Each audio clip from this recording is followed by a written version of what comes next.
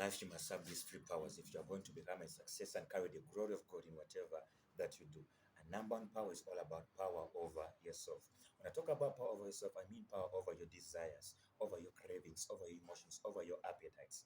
And by that, you can have power over all the appetites and then the cravings by having the fruit of the Spirit, which is called self control. And also having a godly character and a principle life plus a pattern life can help you to have power over yourself.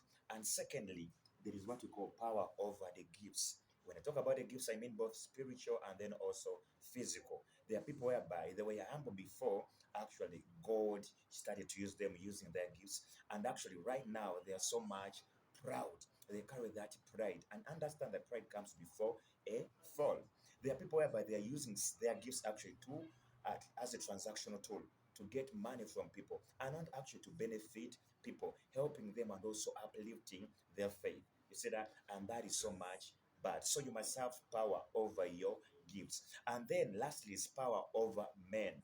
You see that? There are people whereby they cannot even influence their wives, influence their husbands, influence their families. They cannot even speak a word, and then other people can hear. And I pray that may God give you the grace so as you can have power over men. Do you know that, you know what, they're singers?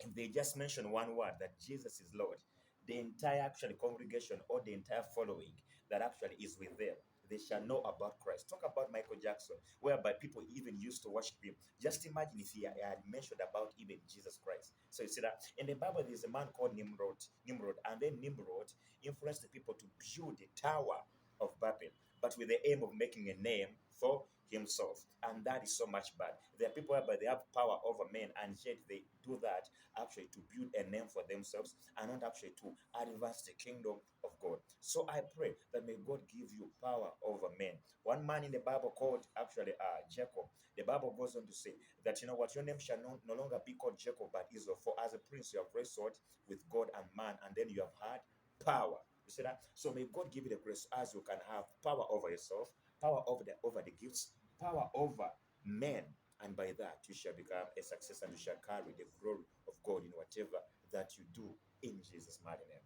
Conquer this, the self, and also the pride, and then also the low esteem, and by that you shall become powerful in whatever you do in Jesus' mighty name. Bye bye.